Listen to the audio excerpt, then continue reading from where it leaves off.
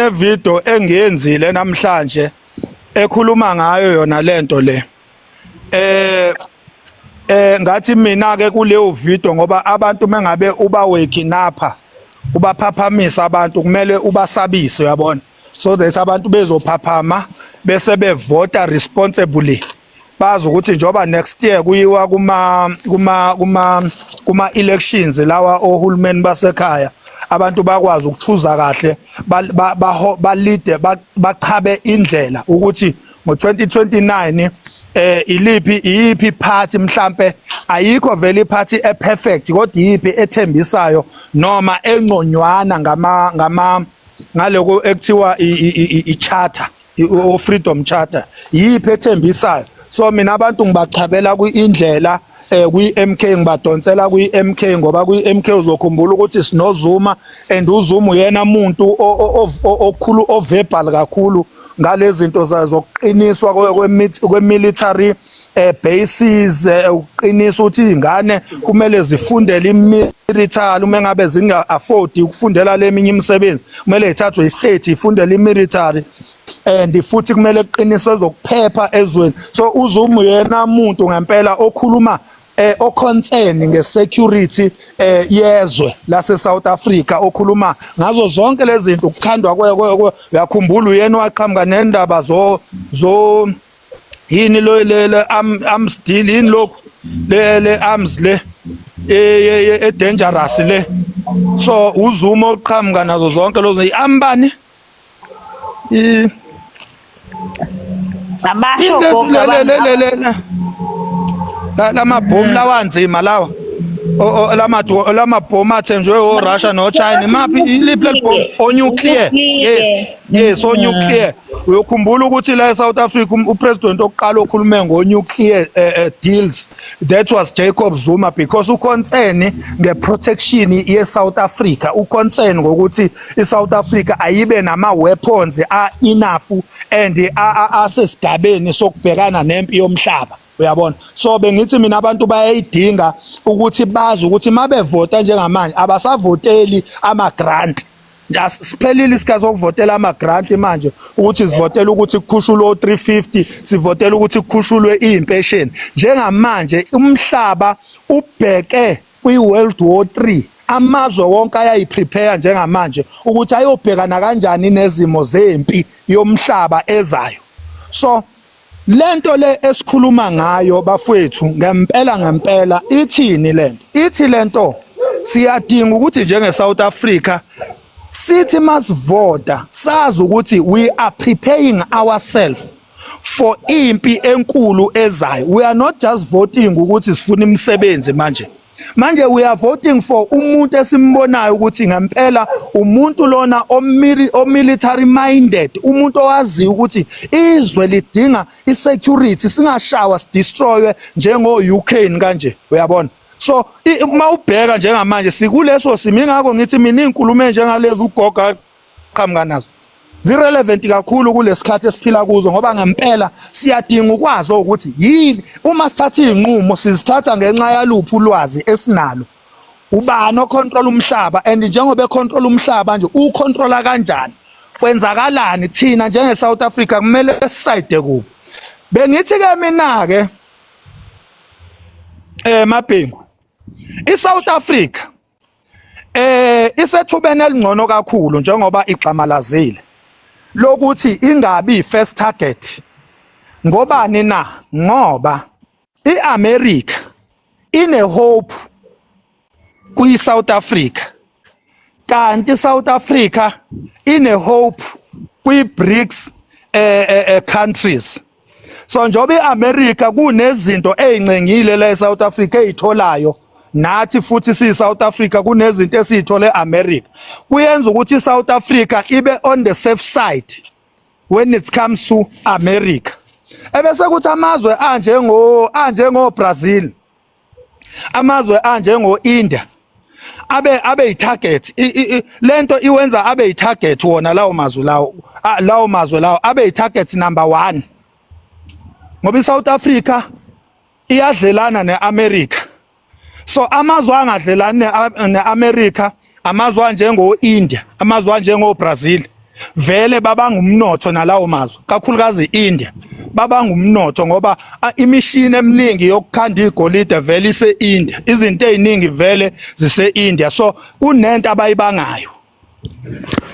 So lawo mazwe iwona vele azoba i-first target. Uyabona mangabe iNATO ifuna ukudestroya i-BRICS, amazwe anjengo India iwona azoba i-first target.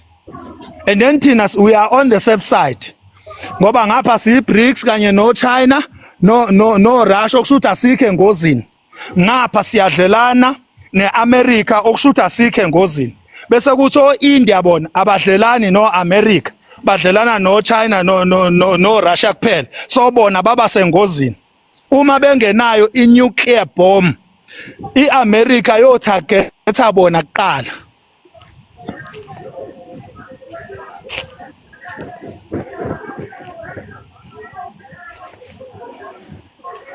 Okay, mina ngithi ngiyayizwa yazo into oyishoyo.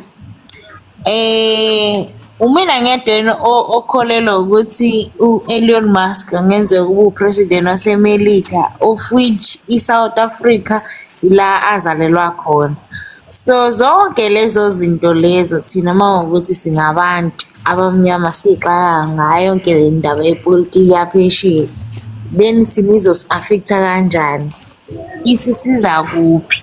Ngoba njengamanje umuntu ongathi umuntu omnyama manje uqala ibhizinisi manje ngawukuthi ngahlomula, but bengalinde isikhathi kuzobe khona inkinga eningi, hayi izosha nesobho kapeni.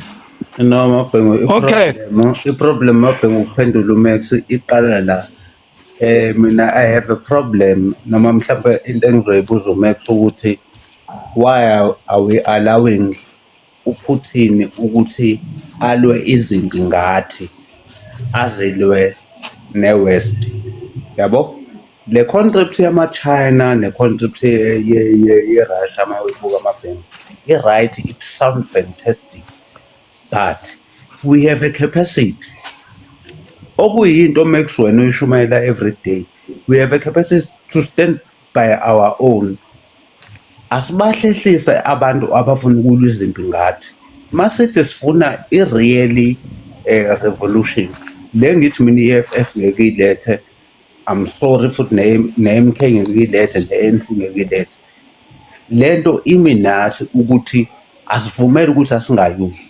Uke wakhuluma ngo-Ibrahim Traore uthe nje hamba niyobhosha, excuse my language, kwaba yilo mama waseNamibia uthi hayi nina nikwazi ukuthi nifike la ngasekhaya nzenze lumathanda, but thina masiya ngasemakini faneke sibe namaphepha. Why thina singakwazi uku-implementa i-system yethu ezoyimela kuthina ngoba nama-China, even though they come as if they are helping, they are exploiting us somewhere. Lo uPutin mayelwa lezimpakazi akayilwayo uyazi ukuthi ama-resources are powerful azodefenda yonke le futhi nonsense yabo ikuthina. And into ebuhlungu Makhanya bazosinikeza i-revolution yase-Africa on a silver plate so that sizophinda futhi sincedise kubona. okay. Ake siqale ukuthi size lapho gogo, wena goge. Ake siqale silungise siqedelele laphana just nje ukuletha isithombe sicacile ukuthi ke uma ngabe kuthiwa kungena impi la eSouth Africa, njoba ngisho nje ngithi South Africa ayikho kuyi-risk kakhulu ukuthi ingaba yi-target uma kuthiwa ayaqala amazwe eNATO, iNATO akuyona iNATO, iNATO makuthiwa amazwe eNATO sikhuluma nge-European countries ayaqala aya-attacker. Mangithi asikho asiyona i-first target, ngisho ukuthini uyabona uma ngabe amazwe ezo-attacker, into yokuqala ibhekayo abheka ama-national key points ukuthi kulelizwe leli abaplana ukul-attacker mangakanani ama-key points ke ila khona kuqukethwe khona umnotho wezwe. Baqale babheke lokho ukuthi umnotho wezwe uqukethwe kuziphi indawo kulolezwe lolo umnotho ikuphi la kune basis yomnotho la kukhiqizwa khona noma la kufihlwa khona kugcinwa khona umnotho wezwe zibizwa ukuthi ama national key points. So la eSouth Africa njengamanje sinama national key points amaningi kakhulu masikhuluma ngo refinery, sikhuluma ngama minerals kept places njengalapha ko Sandton ngeke ngasebenza lapha la kuhlala khona amagolide nama diamond la eSandton, uyabona. Siphinde futhi enye into izwe malizo attack into elibhekayo libheka ukuthi ama ambassadors alo izwe lelo let's say America ifuna ukuhlasela iSouth Africa lizobheka ukuthi ama ambassadors mangakanani futhi akhele kuziphi indawo alikwazi uku-attacka la khona kunama American ambassadors khona ngoba leyo nto ibeka engcupheni ama American ahleli kulolozwe aba-attacka kakhulu. Khumbula uma be-attacka kumele ama American ayoqoqana kwi-ambassador area. So njoba la eSouth Africa iAmerica inama ambassador areas awu4 kuwo wonke ama biggest cities. Kune American ambassador ePitori, which means iPitori ngeke ibe itarget uma ngabe iAmerica attack. Kune American ambassador eJoburg lapha eSandton, which means iJoburg angeke ibe itarget uma ngabe iAmerica attack. Kune American ambassador eDurban lapha yangaseGugudlamini, kune American ambassador lapho, which means ngiphendula lapha njalo Mabhengu ukhulume ngeTheku. iTheku angeke libe itarget yeAmerica ngoba ba protector okwabo okulapha eDurban njoba ngisho nje ilapha ngase lapha ngako ICC lapha yana iAmerican embassy lapho. Kube neAmerican embassy ese Cape Town, angeke iAmerica attack iCape Town lapha ngako Stellenbosch kune American embassy lapha ya. So mawuthi uyabheka njengoba iAmerica isikake kanje isingunge kanje ayikwazi ukuyi-attack iSouth Africa ngenxa yama embassy ayo ala eSouth Africa. Number 2, mawuthi uyabheka lama embassy ukuthi akephi akhelwe eduze komnotho wala eSouth Africa okuphinde futhi kube umnotho wayo iAmerica. Lokho kuyenza iSouth Africa ibe safe ngoba ama national key points aprotectwa ama American kuphinde futhi kube nama embassy eAmerica. So iyo yonke ke lonto enza ukuthi iSouth Africa ingabi kuyi-target yeAmerica mangathi iAmerica iyahlasela. Ngaqale kufuneke ikhiphe wonke lama American la eSouth Africa, ikhiphe wonke lama embassy nalama national key point iwakhiphe kuyikhathi attack. Okay, bese siza la kuloko kushoyo Goge. I think konje kupho okushilo Goge ngidinga ukuphendula.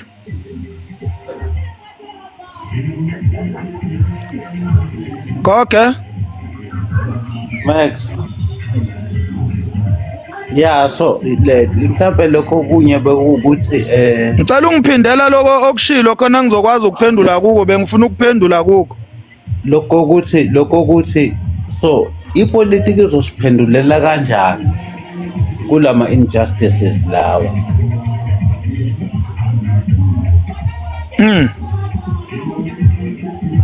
No, khumbulo ukuthi umhlaba awukwazi ipolitiki iorder yokuthi umhlaba ubuswa kanjani, umhlaba ulungiswa kanjani. Ukhumbulo ukuthi nendlela umnotho ogeneratewa ngayo kudepende kuyipolitiki ukuthi umnotho vele ugeneratewa futhi uphinde ugcinwe political, ukugcinwa nokugeneratewa okusebenza kwawo umnotho yonke leyo nto leyo ipolitical. Asikwazi ukwenza lutho ngaphandle komholi, and umholi upolitical obvious ngoba umhlaba wonke uholwa political. Ukuphela thina into esingakwazi ukuyenza, singakwazi ukukhetha umholi ongakwazi noma umholi one vision yokuprotecta umnotho wezwe. aphinde abe nevision yokukhulisa umnotho wezwe. Masikhuluma ngokukhulisa umnotho wezwe ke sikhuluma ngalento le yokuthi kuqedwa i-privatization. Toqala nje makhulunywa nge-protection of i-economy, kuqedwa i-privatization lama-private businesses ayaphela. Yonke into icontrolwa i-state. Lokho kuchaza ukuthi umnotho is being protected ngoba i-state siyawuprotecta umnotho. Kodwa umnotho mawusezandleni eyi-private awukho protected ngoba i-state asikwazi ukuwucontrola kahle ngoba awukho ezandleni zawo. Into yokuqala leyo makukhulunywa ngokuprotectwa komnotho uyathathwa u-ownwa i-state noma ucontrolwa i-state. Okusho ukuthi uprotected by i-state. Now sithini-ke sithi-ke imake ngexesha ukuphazamisa mina wethu imake uzokwenza kanjani leyo nto kwi-system ecreate i-colonizer yakho. If you look at i-political system noma i-parliamentary system, ake sihlehle mngani wami siye kudala ukuthi uFervoet wabulawelana. uFervoet wabulawa ngoba wayesethi umnotho awushare. Abantu baka Rupert, ubaba kaRupert noma umkhulu kaRupert couldn't have that. Ama-DBS nama-Oppenheimers okwabantu abacreate le system le. Wena masuthi uzuza nayo nale concept le okhuluma ngayo uzoyirana kuphi ngoba ibona ama-elite, iParliament elabo, i-Constitution eyabo, ibona abacontrola amakhosi onke ala eSouth Africa, ibona abadetectayo imali ukuthi ihamba kanjani, ibona abacontrola i-JSE. Wena uzozenza kanjani zonke lezi zinto zakho? That's why I'm even saying ukuthi I'm having problem.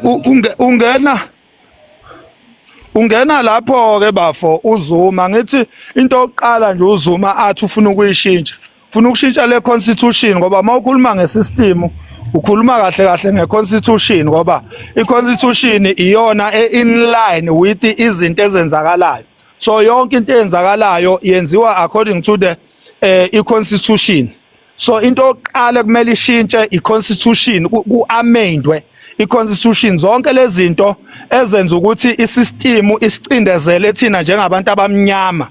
Ileyo nto uZuma akhuluma ngayo mayekhuluma nge-amendment of i-constitution athi mayeqala nje athi usection 25 we-constitution ekhuluma ngomhlaba athi iyona yokuqala into azoyi-amenda kwi-constitution ngoba ithini leyo nto goge ikulo mqondo okhuluma ngawo impela wokuthi ngempela solibusa kanjani lelizwe uma ngabe sisebenzisa i-constitution esicindezelayo ngoba i-constitution iyona system esinayo njengamanje esicindezelayo eyenza ukuthi abelungu bathi bebancane ngokwe-percent kodwa barane umhlaba ongaphezulu kwesibalo abayiso eSouth Africa. So uthi uZuma ke into oqala azoyenza uzo-amenda le system ayishintshe all together. Yileyo nto kabelungu abamzondela yona nabafuna ukumbulalela yona. Yiyo leyo nto phela abamkhiphela yona ngisho kuyi-position. Ngoba istep sokuqala sokuthatha iSouth Africa ayifake ngaphansi kwe-BRICS. Lo nto yayithini? Leyo nto yayisho ukuthi i-Western countries ayisezokwazi ukuthi full control of iSouth Africa ayisakwazi ukucontrol iSouth Africa ku-100% ngoba sekukhona amazwe e-Eastern abizwa nge-BRICS esekumele manje nawo athi take control. Either nabo bayasicolonize noma bayasupporta ey'nqumweni zethu njenge-South Africa. Ngenhlanhla ke okukhulunywa i-Eastern countries okuyi-BRICS countries bathi bona they are not here to control us but they are here to support us. Ngamanye amazwi bazolalela thina njenge-South Africa ukuthi sidingani bona bese beyasupport ukuthi lokho esikudingayo sikuthole kalula singakusebenzelanga kanzima ngoba nabo bazobe benalokho abakudinga kithi nathi abazobe bedinga eyethu i-support ukuthi sibasupporte baku-achieve kalula lokho abakudingayo. So umahluko phakathi kwe-BRICS countries ne-NATO countries ukuthi i-NATO countries ilethe system ezocontrola thina ezositshela ukuthi na into esidingayo, kanti i-BRICS countries ilethe system ezobuza kithi ukuthi sidingani futhi lento esiyidingayo siyidinga kanjani, ebese bona basiprovide ngesupport ukuze si-achieve lento esiyidingayo. So yilowo kumahluko ingake ethi uZuma into ayokuqala azoyenza ukushintsha le constitution America efuna ukudestroya i-BRICS ukuze kwazi ukuzimela njengezwe kuyi-US dollar. into eyashiwo into abazoyenza they will first target izwe ekuyilona eli-weakest so that kuzosaba lamazwe a-strong. So into ezokwenzeka kanti bakhuluma nge-South Africa. i-South Africa will be a number one kwi-target ukuthi amazwe ase-Afrika azimele. Wathi uPutin e-Afrika kunama minerals amaningi kabi anele ukuthi i-Afrika ingakwazi ukuyimela. Uyabona? So bakhuluma ngokuthi kumele siyimele thina sikwazi ukuthi sithola ama direction ukuthi senzani ngama minerals esinawo, siukhiqiza kanjani umnotho using our own minerals njengoba la eAfrica ko Nigeria, emazweni njengo Nigeria, Algeria, amazwe njengoCongo kuno oil osezingeni eliphezulu kabi. La kwi-Southern Hemisphere thina sinama gold and silvers, sinamalahle, sinazo zonke lezi zinto, ma-bronze, yonke lonto ikwi-Southern Hemisphere. Uyabona? So amazwe anjengo Russia no China bakhuluma ilanguage yokuthi si-Africa sinayo i-ability yokuthi siyimele ngomnotho wethu, bona besisiza nabo uma ngabe befuna ukuyimela njoba vele beyimele. Kunendlela nathi kumele sibasize ngayo njoba vele sibasiza nje athi siyaba provider ngegolide lihambe liye India liyocolwa kahle liklinwe kahle ebese bayasizakala kulo ba benefit baqinisa ama currencies zabo. Nathi ke siyo benefita ku oil awukho oil osezingeni njengo oil wase South Arabia kanye no wase Russia. Usuyabona ko ukuthi okay eRussia ba produce izinto ezimbili esingenazo thina la eSouth Africa. Ba produce igas. Yabona umoya lo wegas. Baphinde ingakho bekwazi ukwakha o-nuclear bombs. Baphinde ba produce ioil esezingeni eliphezulu kakhulu ekwazi ukwenza izinto eziningi. Uyabona? So siyayidinga yonke leyo nto leyo siyi-South Africa ukuze sikwazi ukuyimela ngosizo lwabo. Nabo bayalidinga igolide lethu nama-diamond ethu ukuze babe nama-jewelries, babe namabhizinisi, bakwazi ukuqinisa ne-currency yabo. Uyabona? So into ekhulunywa i-BRICS countries ihlukile kunento ekhulunywa isystem esibusa njengamanje esicontrolayo nesitshelayo ukuthi sidingani.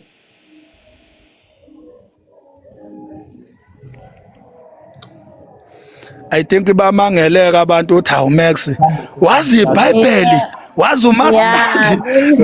Wena Max le ndaba le mina ngingasho ukuthi irrelevant ngoba abantu manje babhizi bakhuluma ngokuthi ithe i-China dedela wonke amanangu ama secrets about ama brains lawa expensive but abalalelanga kahle ukuthi kuthiweni. So zonke lezi zinto lezi ekhulunywa ngazo nokuthi if mabe kuthiwa i-America izonyusa ama-tariffs then thina sizuzani lokho noma siluza ini yonke lonto leyo. Abantu abayilalelanga lonto leyo. If mawukuthi like people abasenama-expensive brands, expensive brand wonke i-China ibivele iwenza kodwa amalogo ibingawenzi. So kusho ukuthi i-China izoyenza i-iPhone but izongabi ne-Apple. So can you buy that? Kahle kahle sikhuluma iqiniso. Ngoba phela kahle sifuna lona ne-Apple. Lokuphila. Yeah, it's about ukuthi impi yaphi ngoba lento it's not about ama-tariff. Lento it's about mnewethu gogo kancane mnewethu. Sisitwami siyacela because sikhona kwipanel sicela kube ne-order in terms of who's next so that we avoid i-dialogue between uMakhanya noGogo so that we participate in these very important topics. Thank you. Okay, ngicabanga ukuthi nina vele niyazana ngokufika kwenu sinifike nalandelana kanjani. And usakhona uJabulani? Jabulani usakhona? Kade yazi ngizwa abantu lapha kuma-comment nomkhonto uthe uJabulani akakhishi. Maybe uselele. Jabulani usakhona? Hayi kusho ukuthi akasekho. So nabanye-ke obo-William besakhona ngicela ukuthi i-conversation nibe nayo ngokulandelana kwenu. Ya ngicabanga ukuthi kuzoba right. Hawu waphuma vele. So Mhlombe Mduduzi kanye uMr Mthetho. ozizwayo njengamanje ukuthi hayi kule topic ekhulunywayo Fithi mhlambe nje na ngayiphumela ngoba yabona manje sekujulwe kakhulu ke manje. Yeah, le topic ikhulunywa ngakumele wazi economics. Beside economics ezinye zezinto ungayikhuluma but ingawakhe lo mqondo. Kodwa futhi uma ukuthi uke wathi ukulandela kancane ukuthi iSouth Africa ikuphi noma izona eziphi izinto based kuzona uba right ayikho into enkulu kangako. Ngoba into esi-affecta sisonke lena and into eyenzeka kuthina sisonke la eNingizimu. mhlawumbe nje akesimuze umduku ukuthi mhlawumbe usiphatheleni ngiyamuzwa Khona anako laphana kade eshiselwa laphana. Wemdu siphatheleni mfowethu. Ithini yakhe take kule topic?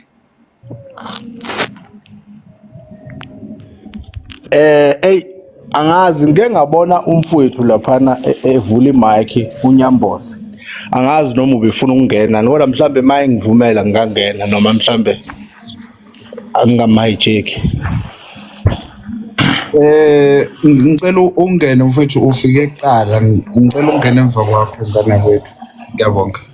Okay, siyathokoza. No bafowethu ngingene nje nami sengizwa la ugoge ethinta indaba yokuthi isystem esiyisebenzisayo njengamanje njengoba uMakhanye beka ukuthi umsholozi noma iMK ifisa ukamenda iconstitution ushintsha umthetho uningi ekuproposayo ithi izokushintsha. Ngiyafisa ke sikhumbule ukuthi ugogo ama concerns awavezayo athi angikwazi Makhanya ukuthi ngifike ngigcinezele. Angazi yazi khona imic evuliwe. Angikwazi ngifike ngigcinezele iminyaka ethandwa yimina. Kuthi ekugcineni uma ngabe sekufanele ukhululeke bese ngikunikeza illegal framework ukuthi ke Makhanya uzohamba ama step awu4 uma ufuna ukuthinta ukuthi uhamba amagxatha awu8 uma ufuna ukuthinta ukuthi mhlazana ufuna ukuhamba awu12 kofanele ube no70% ukuze ukamende lokho. Awuyuvele nje ukamende nomi kanjani ngokuvumelana kwabantu abawu8 cha kufanele ube no70% wendlu yonke eParliament ukuze ukwazi ukushintsha lo section 25 noma ngakuthiwa yipi provision eConstitution. Even if usukwenzile lokho uma ngabe kukhona amaqembu aphikisayo kulelo Parliament engavumelani naleyo amendment anelungelo ngalento ekuthiwa i-doctrine of separation of powers between i-judiciary which is inkantolo ngoba la eSouth Africa sikwi-constitutional democracy ukuthi intando yeningi iphethwe umthethosisekelo. Even if senushintshileke eParliament njenge-MK noma progressive forces i-Democratic Alliance ne-AfriForum bayohlangana bathatha imetha bayise Constitutional Court. Ifike ithi Constitutional Court lokho abakwenzile ku-inconsistent with ukuthi nokuthi ku-invalid. There is why umsholozi further than suggest ukuthi kufanele ishintshwe i-constitutional democracy kube i-parliamentary supremacy whereby iParliament kube yilona elu-alpha and omega isiqalo nesiphetho. But akakwazi umsholozi uku-achieve lokho ne-MK nama-progressive forces under the current system edesignwe colonizer njengoba dengisho ngithi awukwazi futhi makhanya uma ufuna ukuya ngala uyoshaya amagxatha u4 uma uya ngala uyoshaya amagxatha u8 mhlazana ufuna ukushona lena kofanele uqala ushintshe ukuthi bazi kahle ukuthi ngalesi sikhathi usufuna ukuthi uyakushintsha lokho bazokwenza njengoba benza kuzume umongameli waqala manje ese-approacha i-BRICS wenza zonke izinto yonke libambondolo ufuna ukumove away from IMF no World Bank because i-South Africa is just a spaza shop. Lezi zinto esikhuluma ngazo i-global village noma i-global community ayiphethwe i-country eyodwa. I-USA is a very big state. It's a United States of America. States, not a state. So uma ngabe la eNingizimu Afrika ngempela sifuna i-revolution, kufanele kube ukuthi azikhulunywa izinto ukuthi kuzokwenzeka ukuthi ayikhulunywa i-revolution. Into yokuqala Max ngiyakuthanda mfowethu ngoba iBhayibheli uyalitalapha sekufanele manje singene kwelinye iclass nogogo nabalalele asiyekeni ukutalapha iBhayibheli ukuthi li wrong liya contradicta iBhayibheli li agenda yabantu abamhlophe is a weapon of the white ruling class or elites. That is why Christo Visa, no Oppenheimer, no Janina Selina, no Michael Brown, no Rob Hessoff. Ngekuzubabone beti campaign iBhayibheli. It because they know ukuthi into elalisa ama-Afrika. I-revolution iyoqala mhlazane.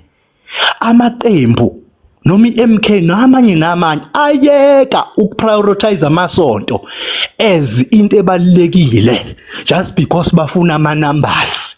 Because uma usuwatholile lawo ma-numbers waqala washintsha izinto. Iyaqala i-World Church Organization yenza ama-recommendations aphambana nalo uhulumeni ophethe lapho.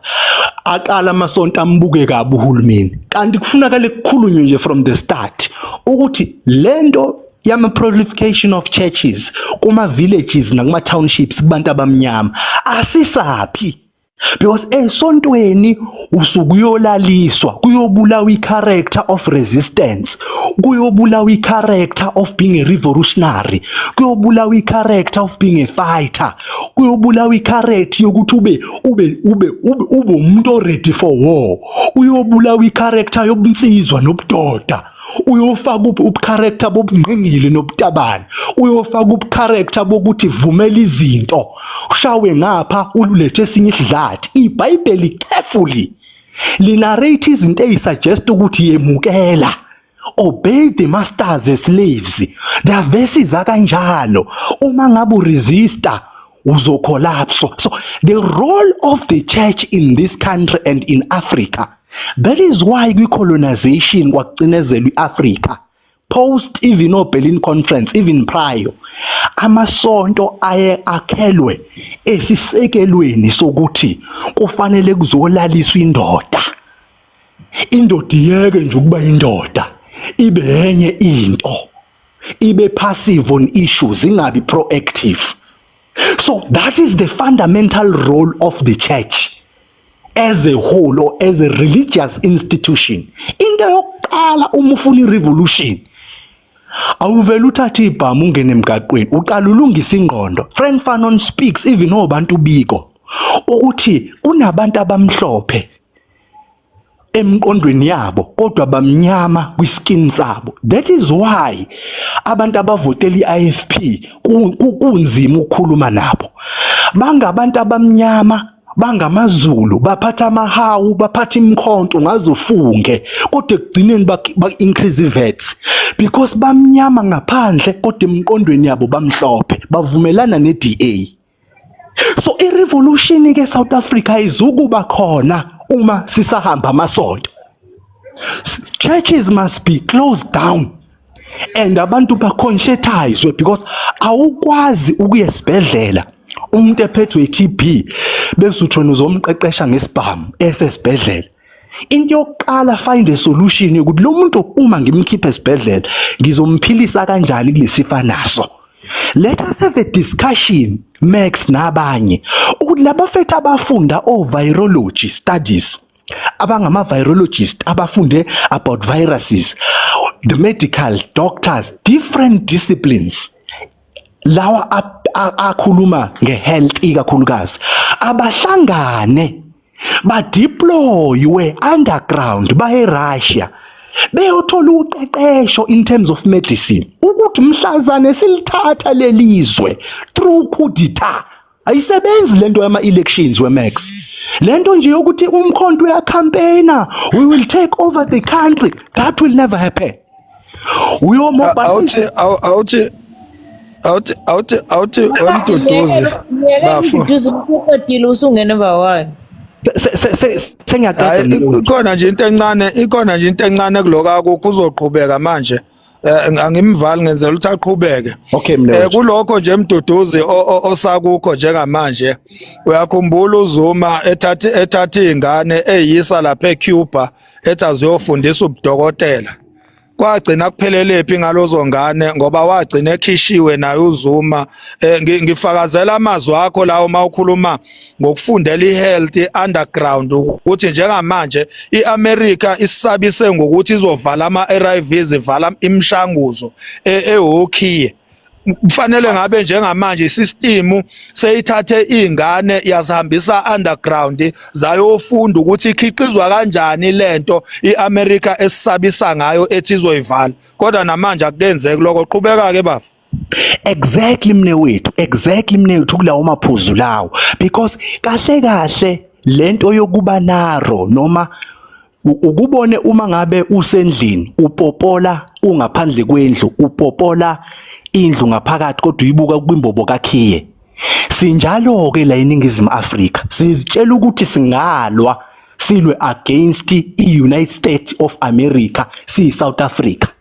Sibuka i-United States of America ngembobo kakhiye.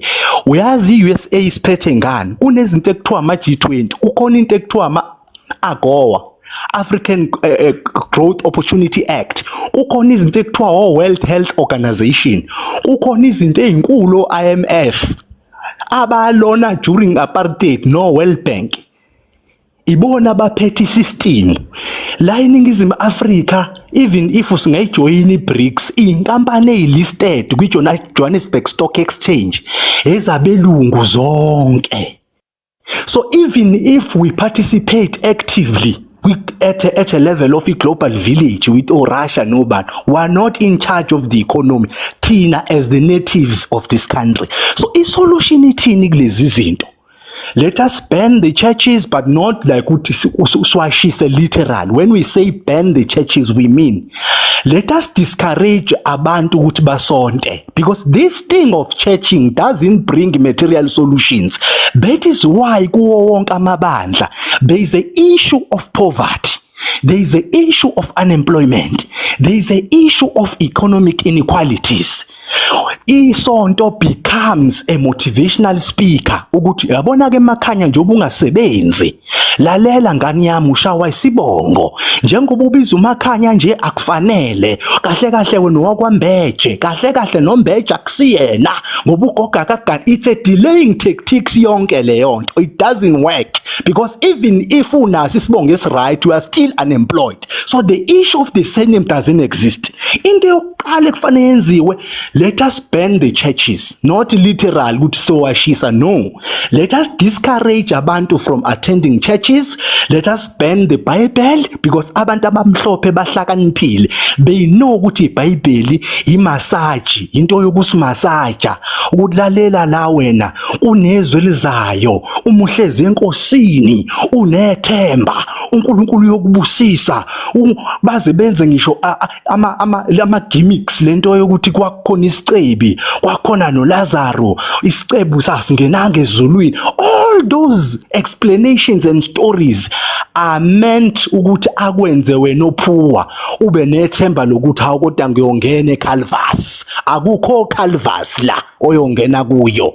Doesn't exist all those things. Into ekufuneka kukhulunywe ngayo manje ukuthi Amasonto amangaka kuma villages and townships avelaphi?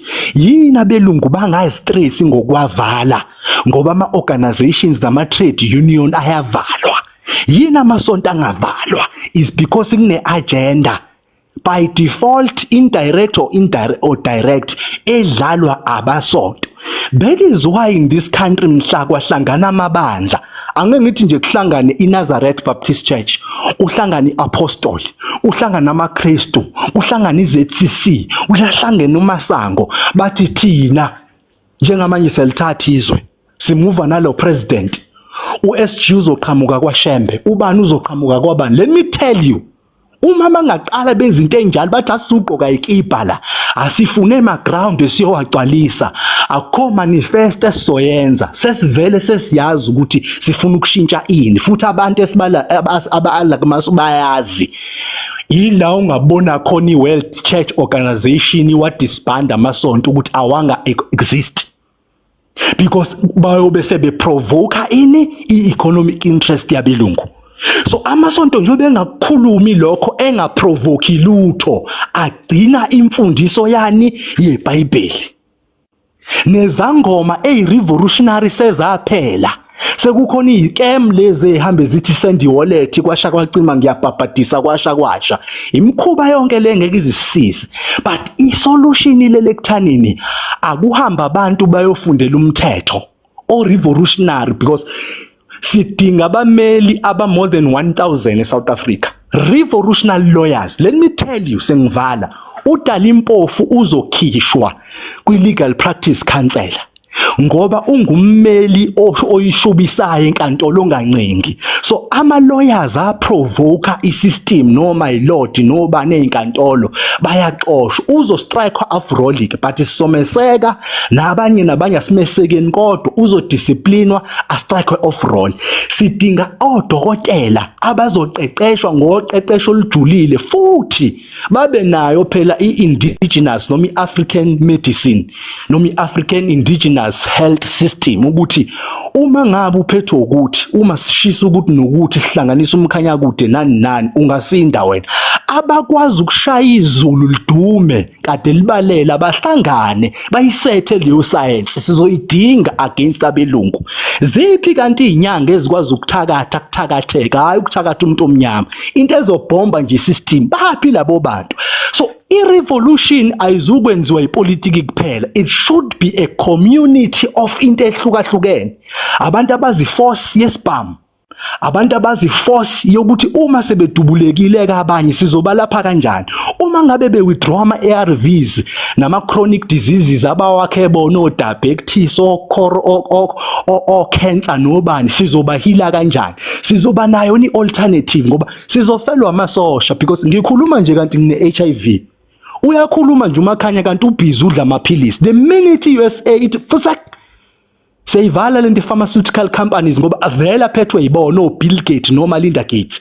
uMax useshonile, nami sengifile, nobani usefile. Ingakaqali iwar, kusama-sanctions kuphela. So kufanele sijule bafowethu kwi-revolution. Umkhonto wesizwe nama-progressive forces wona usabuke ngembobo ejulile, kodwa yokuthi i-constitution ngeke kuze kufike nanokuthi uZuma azayi-amend i-constitution ngoba uyorojwa nje kuma-elections. Bese kudeploy amasosha, deploy amaphoyisa, kudeploy NIU, kudeploy i-special unit, kudeploy yonke into, lithule izwe lithule lithi.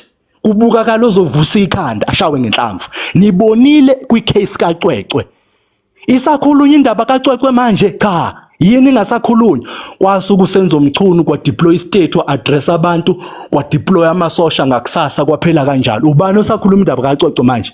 No one, because the state is powerful and sisetshenziswa ilabantu abavele abaphethe state abamhlophe. So ziningi izinto ekufuna ziplantwe zisetshenzwe zibe yi-team. uZuma as an individual neqembu lakhe angeke azakwazi ukuproduce abameli nodokotela nayo yonke into. Lokhu umkhonto ekuzamayo medicine ba isiqalo sokuthi bafowethu akuphashanweni, akuphaphama wesifazane, kuphaphama wesilisa. Umuntu nje osabhilivalele eBhayibhelini, yeyi bakwethu kahleni bo. Angeke ngiphele lapho for now, ngidedela abanye, ngithokoze. Okay. Yabona angazi noma uzomane usakhona lapha nomthetho. Ubani ungenile bangenile ofesta. Uyabona abafowethu kuyo yonke lento esikhulumayo umbono wami uthi engathi singaba izizukulwane esingafani nobaba bethu.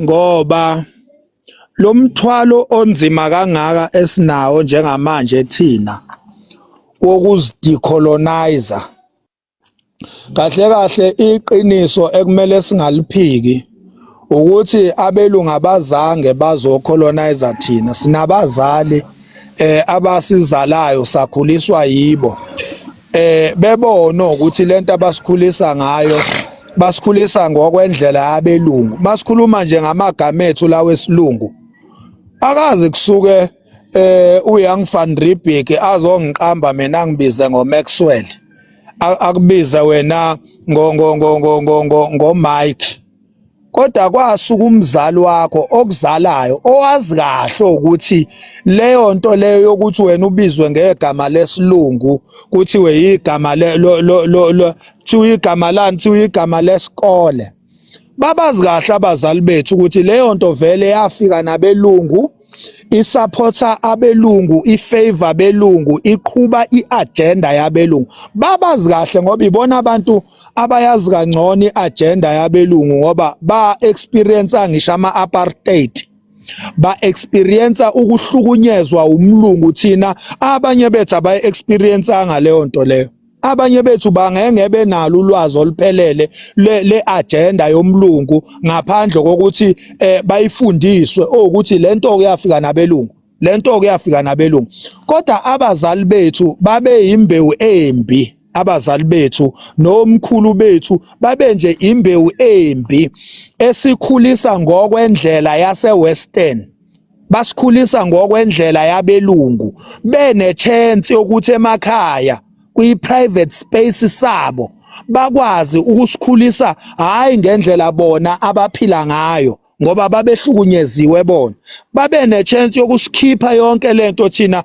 basikhulise ngokwesintu kodwa bakwenzanga lokho bengifisa mina ukuthi kuyo yonke lento esixoxayo abafethu kuma platforms ethu naseyipesini zethu nje ezipersonal sikwazi ukuthi lento ayiqale kithi ngqo ukuthi einganeni zakho uzikhulisa ngayiphi indlela uma engabe nje ucabanga ukuthi njengoba umfazi wakho pregnant manje leyo ngane yakho iyoba namagama amabili iyoba negama lesizulu iphinde futhi iqanjwe igama lesilungu qala nje ushintshe yonke lonto leyo ingane iqambe ngegama lesintu ingabi nalo ingane igama lesilungu uthi mawubheka nendlela ingane efundiswa ngayo mayifundisiwe esikoleni ayibuyi ingane esikoleni uzoyifundisa ekhaya ukuthi isintu ke sithi la ekhaya siphila kanje la ekhaya siye esontweni asonte la ekhaya la indaba yokuthi kumele uguqe uthandaze kuthiwe ubonga ukudla okusebenzele kanzima kuthiwe uyakubonga ngoba khona enye indoda nje